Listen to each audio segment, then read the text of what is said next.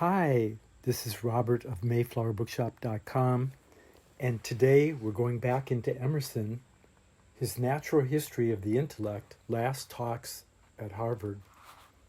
Emerson, in this particular section we're sharing today, is on wit and humor from 1871.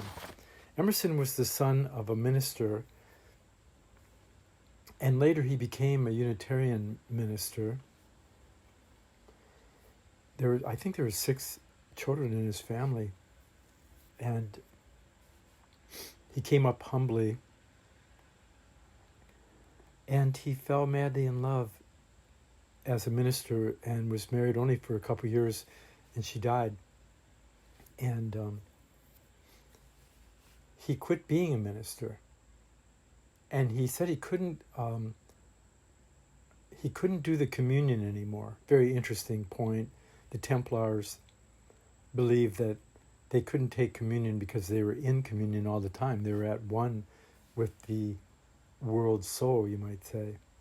Emerson taught, had a big kind of rap on the oversoul. And H.P. Blavatsky claims that the worlds, including our own, that come from the undifferentiated oneness, evolved from the one element, which even Einstein was studying Blavatsky to try to figure out the unified field theory of Akasha and more. And Blavatsky says that from this oneness evolved, from this one element, a second stage of father-mother, kind of a non-duality but yet interactive electromagnetic, are my words, but a father-mother, the differentiated world soul, and not what is termed the oversoul by Emerson, she points out. Whether we call it with modern science cosmic dust or fire mist, or with occultism Akasha, Jivatman, divine astral light, or the soul of the world. There's a divine astral light, which is a higher, and this soul of the world is followed by a further evolution. Eventually, in Blavatsky's and then Steiner's idea that it's in the third earth that the Lords of the Flame, or the divine intelligence, the Prometheans, if you will, or the Titans, via Zeus, they fall into we get our intelligence from the stars. The earth gives us our form. But at a certain point, this higher astral, this intelligence comes down. And then we're on the fourth earth. So we've developed the physical, etheric, astral, and the sense of a intelligence, a mind. And it was Emerson's idea that through thinking, through intelligence, to Plato, intelligence is higher than intellect.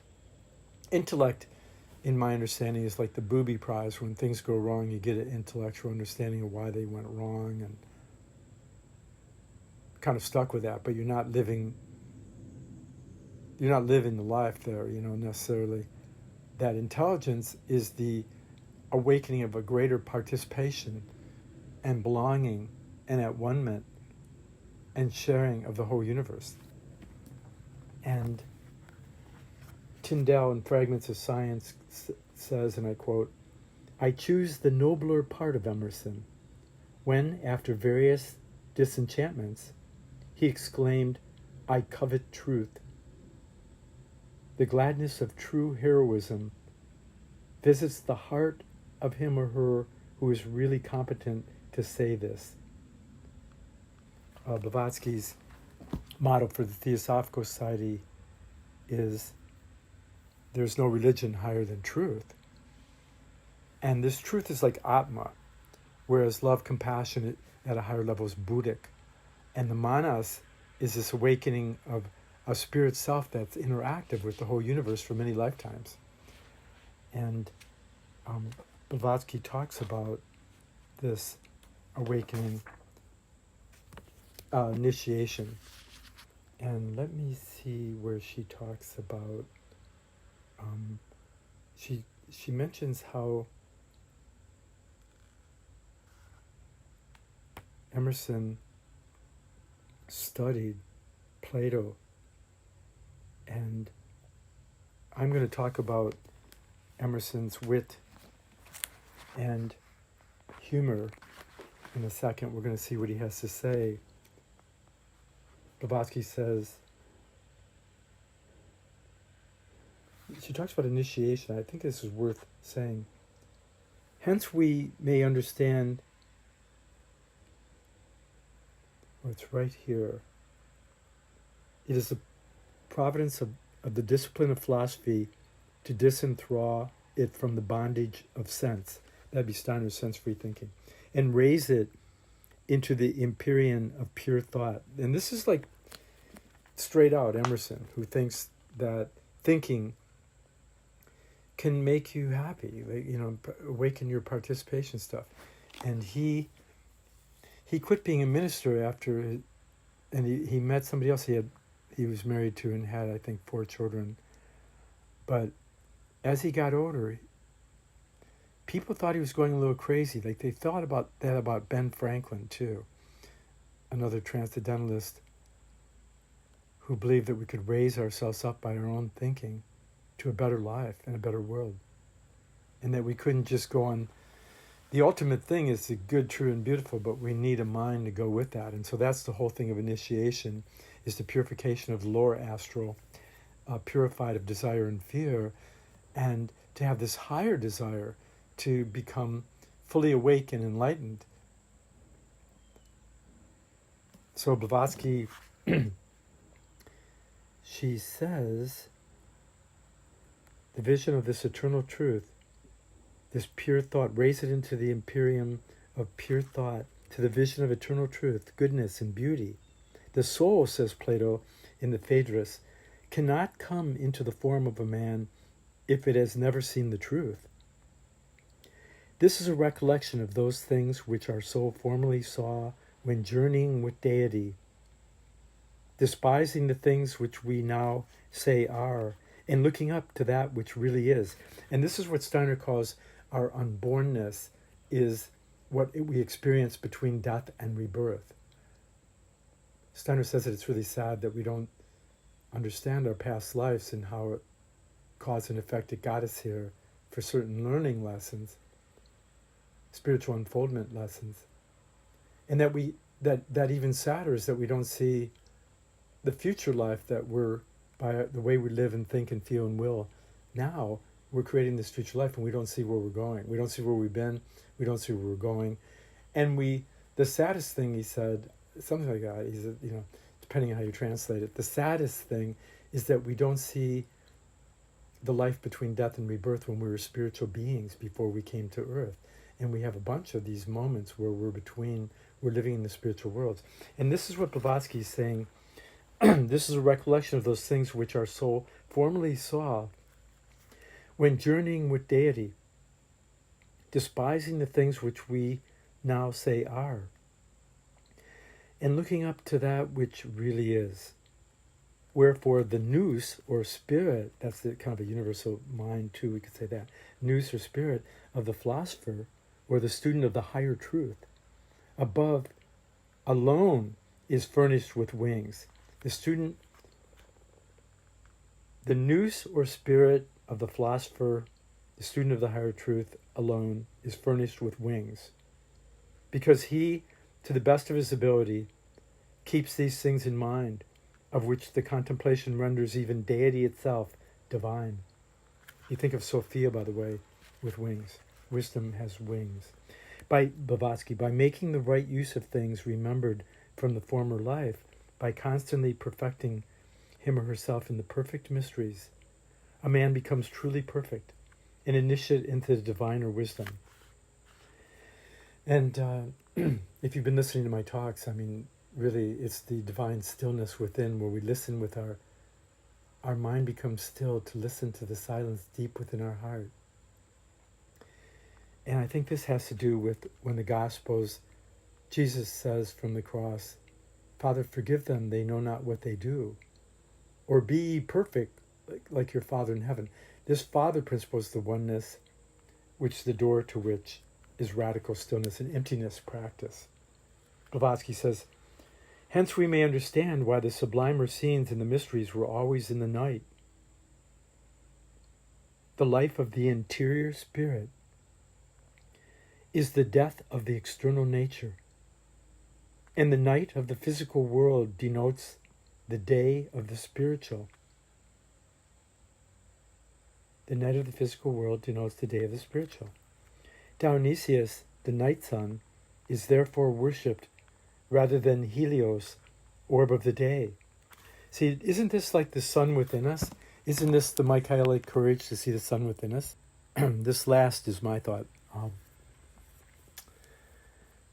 And to continue with Blavatsky, this Dionysius, the night sun, is worshipped rather than Helios, or respected, right? In the mysteries were symbolized the pre-existent condition of the spirit and soul, and the lapse of the latter into earth life and Hades, the miseries of that life, the purification of the soul, and its restoration to divine bliss, or reunion with spirit. Theon of Smyrna, in Mathematica, aptly compares the philosophical discipline to the mystic rites philosophy, says he, may be called the initiation into true sacred ceremonies and the instruction in genuine mysteries, for there are 5 parts of initiation, the first of which is the previous purification. But after purification, the reception of the sacred rites succeeds. The third part is denominated the apopte, or the reception. I think it also means seeing, but let's see. And the fourth, which is the end and design of the revelation, is the investiture, the binding of the head and the fixing of the crowns. Sound like Steiner, anybody? Yeah. This is what the Greek philosophers think, and Blavatsky's talking about here. The fourth, like the fourth earth, right? And there's 5 here because of the 5th sub-root race divided into 7 itself, is where we're in the 5th cultural epoch of Blavatsky and Steiner, and we're going into the age of Aquarius. And that 6 is the Philadelphia of the Bible. I'm saying this, not Blavatsky. And it's brotherhood and sisterhood and divining the divine in everybody and feeling. We suffer when other people suffer, and we pleasure when other people pleasure. We're happy for other people who are happy.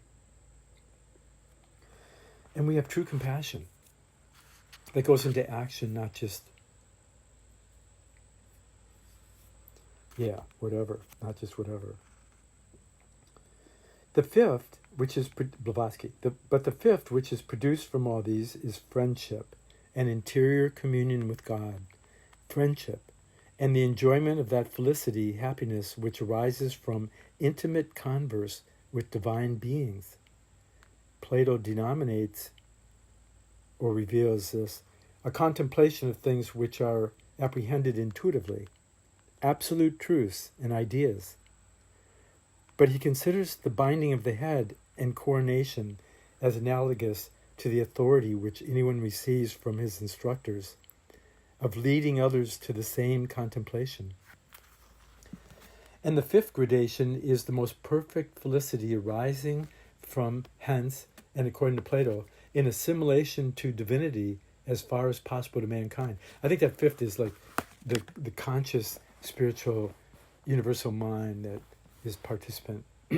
Socrates thought that was what happiness is, the awakened participant, co-creative. Now, the reason I'm saying this as I introduce, we meaning my different selves coming into one here, the natural history of the intellect in wit and humor, is that this is what Plato taught, and this is what Ralph Emerson said, and here's what Blavatsky says, this after saying this assimilation to divinity, this at one-ment to divinity, this communion of actual communion, not a materialistic communion, but a spiritual communion and unifying and at one-ment. to Neoplatonists and Plato is at-one-ment, not atonement. As a friend of mine, Matthew Fox, has a book called The Original Blessing rather than Original Sin, and he talks about that too, how 3rd century Augustine created original sin. The ancient India thought the only sin was when we act out of separateness and we don't act out of a unified field theory, that we're not acting out of this divine oneness in spirit and a sharing of universal mind and loving compassion, but that we're acting out of separateness. So here's what Blavatsky says.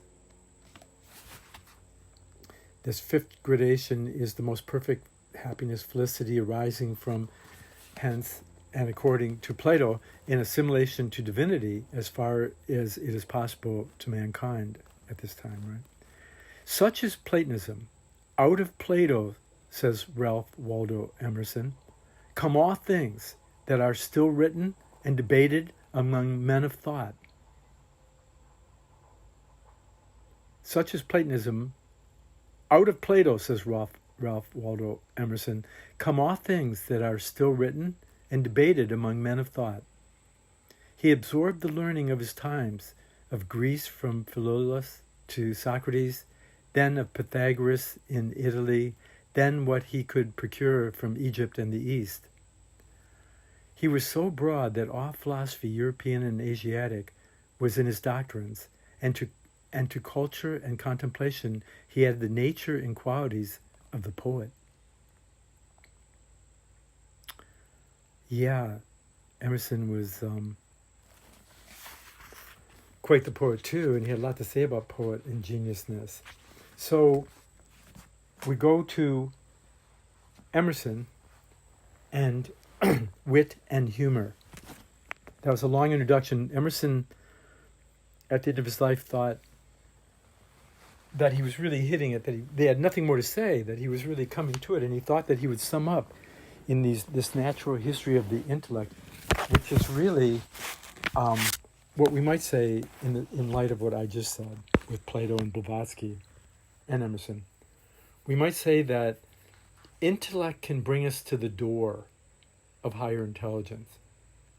But higher intelligence is this understanding of a thinking that permeates all things.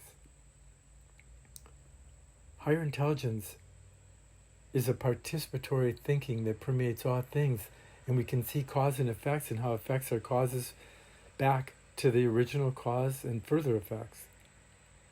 We're participating in the mysteries of life, love, truth. And once you start to know things, like once you really understand how honeybees live and work and think on a collective basis, they have a collective thinking that they each individually adhere to, like angels to God. Once you really see the thinking in things and get to know a thing's or a person's struggle and striving, their stillness and their being and their becoming and their bee-ness, their honeybee-ness,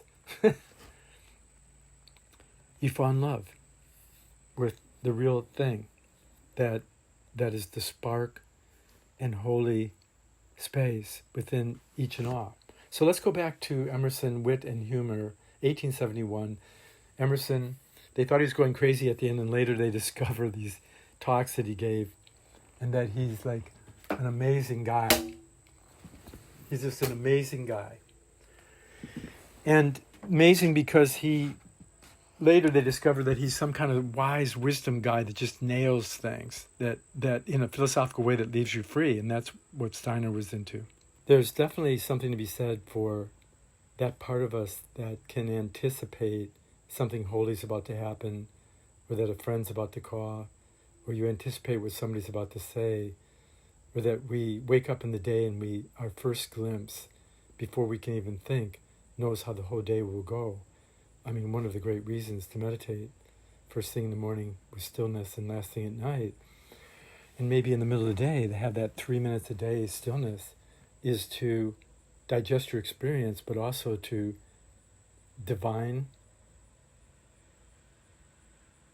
anticipation. An eager, eternally youthful opening to the day or the night. Dionysius is the night, the sun at midnight, like you'll see revealed in the story of Psyche and Eros, Cupid and Eros, in the 3rd century Neoplatonic book, The Golden Ass.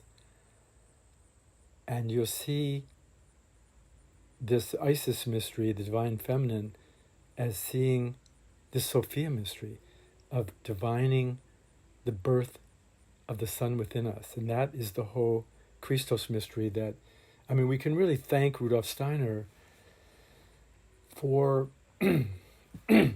introducing such a profound and vast place where we can sink into and have a turning point in time within ourselves to resurrect a higher participation in consciousness. Anyway, I'm getting a little bit lost. We could go on forever about Rudolf Steiner and Blavatsky, where he kind of came out of, in a way. Goethe too. It's amazing that Rudolf Steiner,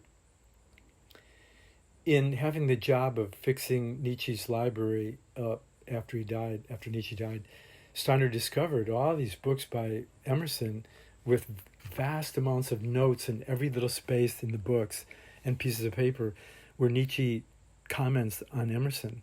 And so then Steiner studied it all. He took time to study all those notes and read Emerson. And Emerson talks about imagination and inspiration and intuition.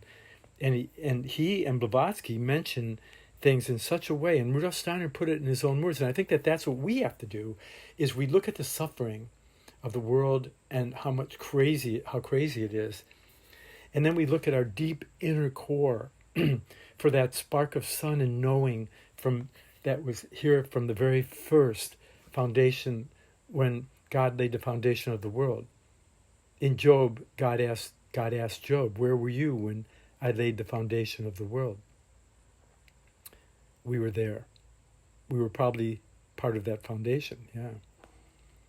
The fallen angels are us, volunteering to come here to learn experience, so that out of freedom we can learn to love and return to the oneness and be co-creative with it. That's the whole game.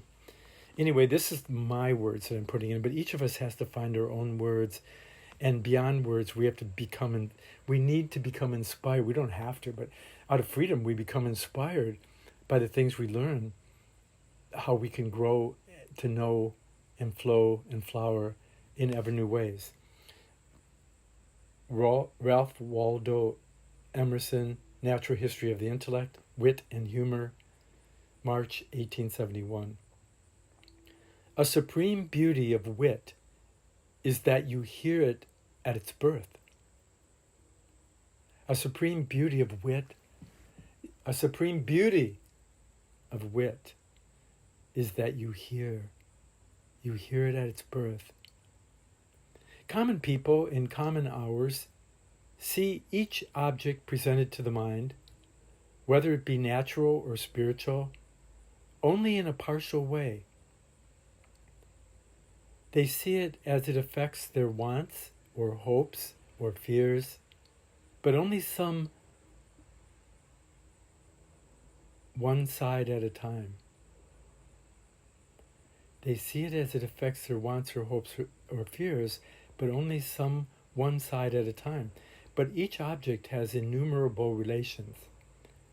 And the difference of men or women is in the speed with which they discover these other relations.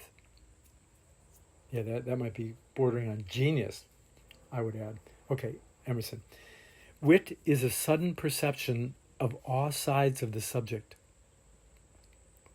Wit is a sudden perception of all sides of the subject, of relations so unexpected and yet real, that we hear it with a pleased wonder, that the speaker should see so fast and so truly. We see it with a pleased wonder. Speed is an essential trait of wit. The sculptor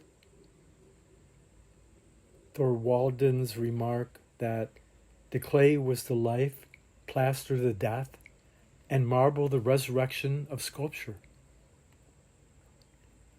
is so accurately true, and yet apparently so accidental a description of that art that it delights while it satisfies the mind.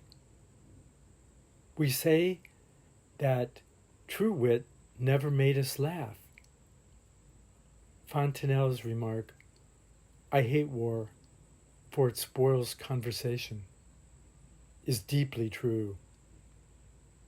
Hedras says, "Laws have no force till they are broken." The saying of the Greek Evenus at the table was that fire is the best sauce. After my interview with Schelling, I went to hear Fichte lecture, who was just commencing his course on the constitution of man. His style of speech was cutting as a knife. His sentences fell like strokes from a razor. He took all possible pains to substantiate what he said by proof. "Gentlemen," he said, "withdraw within yourselves. Enter into your own mind. We are now not dealing with anything outward, purely with ourselves." The hearers, thus bidden, seemed really to withdraw into their own minds. Some changed their position and straightened themselves up. Others bowed themselves over and closed their eyes. All waited with eagerness to see what should come next. "Gentlemen," continued Fichte. Fichte? I don't know how you say that, but "Gentlemen," continued Fichte, "let your thought be the wall." I could see that the hearers set their minds most intently upon the wall, and everything seemed favorable thus far. "Have you thought the wall?" asked Fichte. "Now then, gentlemen, let your thought be that which thought the wall." I want to add, this sounds like Rudolf Steiner, right? You imagine a black cross as the death of your desire and fear. You really see the death of the end of all the death of desire and fear. You see a black cross, the black cross just disappears into the emptiness and space. And you sense what you feel, what you felt. Rudolf Steiner has this whole meditation on the rose cross where you visualize, you imagine a picture of the death of your desire, and it takes the form of a black cross, and that a rose arises, a red rose arises and resurrects out of that. And it's like the part of you that something grows out of the death, desire, and fear. And then you see that disappear into space, and you just have a feeling for the whole thing without a picture. And then after a while, you let that feeling disappear into space or emptiness, and you fathom the will behind what could go through death of desire and fear and continually arise in a rose. And I think that this is kind of what Emerson's getting at with Fichte, that, he says, you imagine a wall. He's setting them up, kind of, this is actually kind of funny, Let your thought be the wall. I could see the hearers set their minds most intently upon the wall, and everything seemed favorable thus far. "Have you thought the wall?" asked Fichte. "Now then, gentlemen, let your thought be that which thought the wall." What thought of the wall initially? It was curious to see what confusion and perplexity now seemed to arise. Many of the hearers seemed no wise able to discover that which had thought the wall, and I now understood how it might well happen that young men who stumbled over the first approaches to speculative philosophy in so clumsy a way might in later efforts fall into errors which should be grave, if not dangerous. Fichte's lecture, we get stuck on the cross, right? Stuck on the picture of a rose rather than what's all behind it. Like the Saturn evolution and the Sun evolution and the Moon evolution, the first 3 Earth evolutions. And now we're on the 4th, getting a sense of I am. I'm adding all this. You're getting a sense of I am. I'm everything, nothing, and a mind. And this kind of death of how far we can get in the physical world, and this aroused idealism and fervor and fire of love and truth that wants to go on even beyond this life, right? So, okay, let's go back. I'm getting a little bit lost here. Let's go back to Emerson and the wall. Young men who stumbled over the first approaches to speculative philosophy in so clumsy a way might in later efforts fall into errors which should be grave, if not dangerous. Fichte's lecture was exceedingly distinct and clear. I was wholly absorbed in his subject and had to confess that I had never listened to such a speaker before.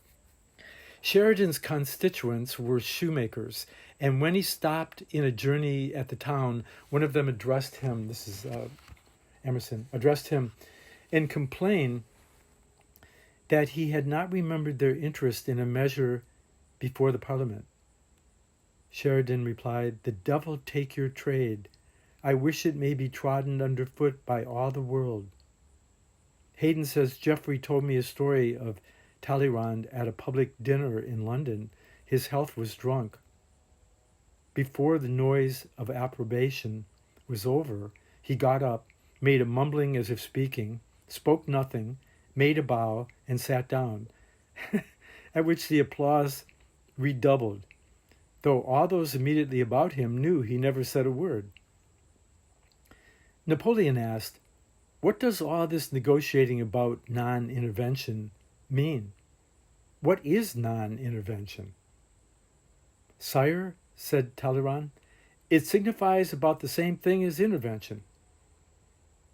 Quote, "Speech was given to man for the purpose of disguising his thought," unquote. Yeah, I think that's interesting because whatever we do, whatever we think, feel, and do, I'm adding this, whatever we think, feel, and do is interacting with the whole world.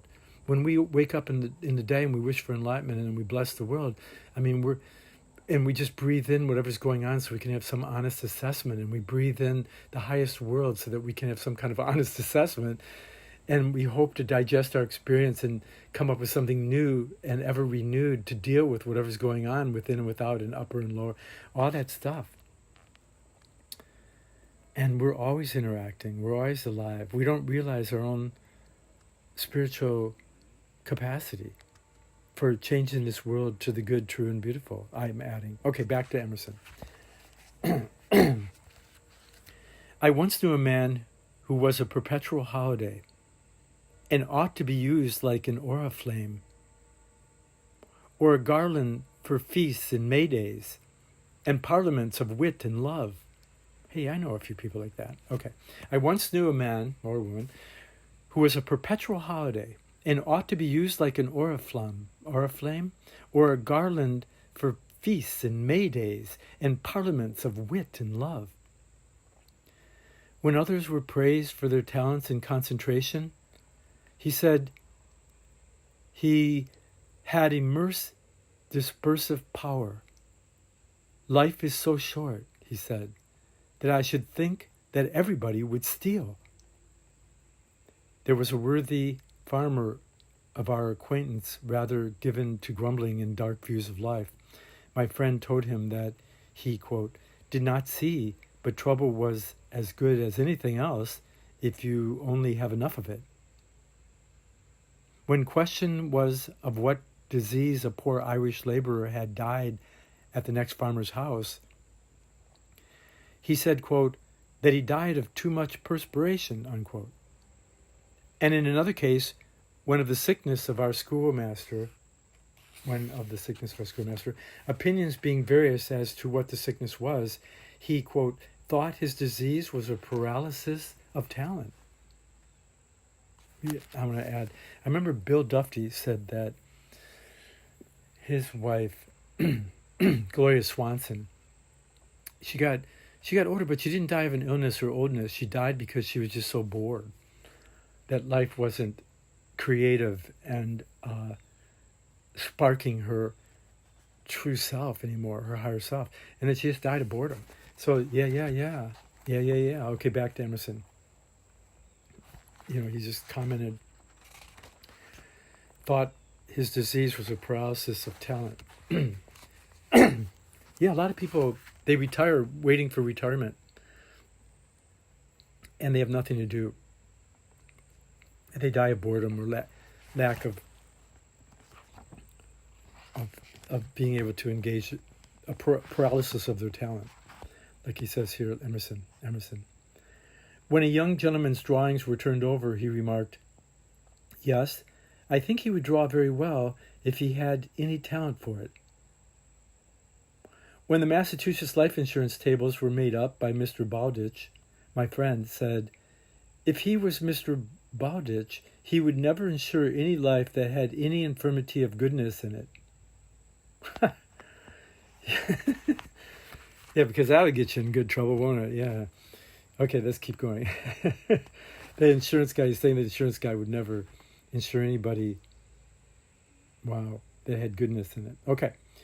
If he had a man named Winton in his town who had passed a term in the state's prison, now, said my friend, it is Winton who will catch pickerel. If he had any moral traits, he'd never get a bite. His literary opinions were quite as much his own. The merit of Irving's Life of Goldsmith, that he has not had the egotism to put in a single new sentence. 'Tis an agreeable repetition of Boswell, Johnson, and that company. And Montaigne is good because there's nothing that has not already been cured in books. A good book being a Damascus blade made by welding old nails and horseshoes. Everything has seen service and had wear and tear of the world for centuries, and now the article is brand new.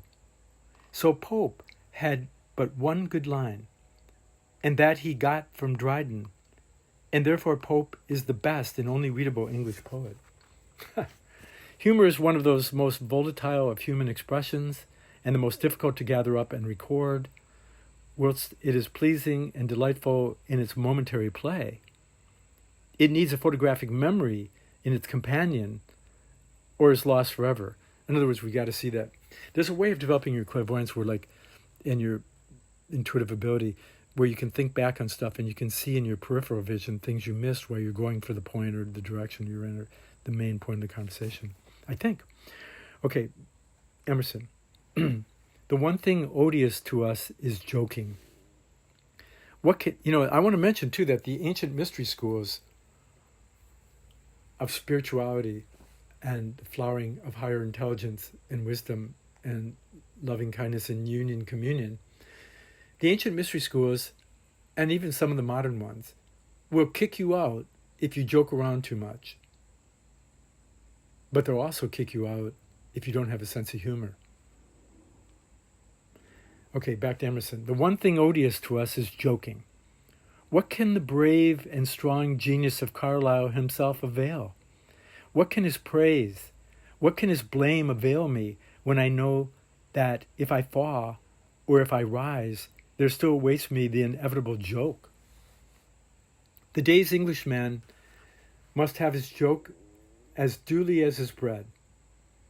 Heaven grant me the noble companions whom I have left at Rome, who value merriment less and virtues and strengths more.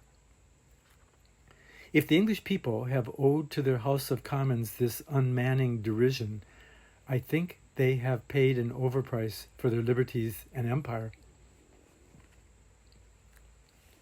And when I balance the attractions of good and evil, when I consider what facilities, what talents a little vice would furnish, then rise before me not these, when I consider, let's do that again. When I consider what facilities, what talents a little vice would furnish, then rise before me not these laughters, but the dear and comely forms of honor and genius and piety in my distant home. They touch me with chaste palms moist and cold, and say to me the old words of Pythagoras. Remember to be sober, and to be disposed to believe, for these are the nerves of wisdom. Life has so many shadows in its day, so many vexations and regrets, so much gloom and dullness, that we need all our resources to keep it sweet. And mental activity is essential to health. And one of our best medicines is a surprise of happy conversation and the power which some companions possess of diverting our thoughts from the shades and astonishing us by giving to somber and even gloomy facts a cheerful and even rejoicing face. A plain, strong man in France said to me of one of these wits, quote, that what was intolerable to him was the twist that was in everything he said, and that he had just now heard from him more reasonable words than ever before, for in talking with an American, he would leave his London out of the conversation, unquote. The London twist consists in inverting the common sense and experience of mankind on any and every subject and affirming the reverse. My friend perceived no change in our party after they met in Paris, except that they had lost ground in speaking French. The Duke of Buckingham wished the dog who bit him a young wife and an estate in the country. And an eminent scholar whom I knew in London thought the only great heroic and suffering man in Europe was the Tsar Nicholas. But I remembered that our brave Thoreau at home used to complain that, quote, the woods in winter are sultry, unquote. It is rather a cheap secret, however this inversion or perversion, simply to surprise by the exact opposite of the common sense. As it was wittily said of the ex-emperor of France, that he was so ingenious a liar that you could not even get at the fact by taking the exact opposite of his statement. That happens even in modern times. Okay, Emerson. Every fact has a possible comic side, and wit delights in showing that side to the opponent's largest merit. To Schelling's doctrine of absolute identity of all things, Schlegel says, said, quote, yes, all cats are black in the dark, unquote. Here 'tis the violent effort of the mind to conceive the depth of nature at which all things are one. Lord Harvey's opinion was asked concerning a villa lately built by an acquaintance. He replied that, quote, it was too small for a house and too large to hang at your buttonhole, unquote. Wit never balks at size or custom which bound the common mind. And then Whitman ends at that point wit and humor and goes on to his genius talk. And not Whitman, that was sense of humor. Okay, maybe I should be mentioning that. I think it was Whitman. In the Civil War, Emerson was walking through the graveyard Emerson was walking through a battlefield in a valley after a big war took place there in the Civil War between the North and South. And I think he was with Whitman. And they just walked around in their whole soul and body was a giant million tears for these all-American human beings that lost their lives. And they were walking through this field of arms and legs because to save, with the medicine at that time and the lack of doctors and ambulances and stuff, for the doctors to save the life of the North or South, they were trying to save both. All the doctors were trying to save both. Like Buddha and Christ and Hermes and Mithras, they're trying to save the good and the bad guys, so-called. And Emerson is walking through this field with Whitman, and all they see is arms and legs, and they were talking about how strange and weird it is. I mean, is that what has to happen for us to find peace in this planet? Is that we need to lose our arms and legs so that we can't strike at each other? I don't know. Certainly, there's plenty of, with the world as it is, there's plenty of room to develop compassion. And there's plenty of room for spiritual capacities to flower and grow. So this is Robert of MayflowerBookshop.com, and I wanted to share with you some of the influences that Rudolf Steiner had, and it's very powerful. I mean, I think the thing about Emerson influencing Rudolf Steiner, and even Blavatsky trying to correct his oversoul as being the world soul, and the world soul is kind of like a mother and a father on an active and magnetic level. I'm sharing too that the father principle is oneness without a second, an omnipresent, eternal, beyond thinking, beyond speech, imperishable oneness. And that then comes the world soul, or the Nous, or the Christos, that has a masculine and feminine side in the sense of mothering and fathering, or a sense of we're separate, but we experience the oneness. We're not at one with everything, or we wouldn't see any differences.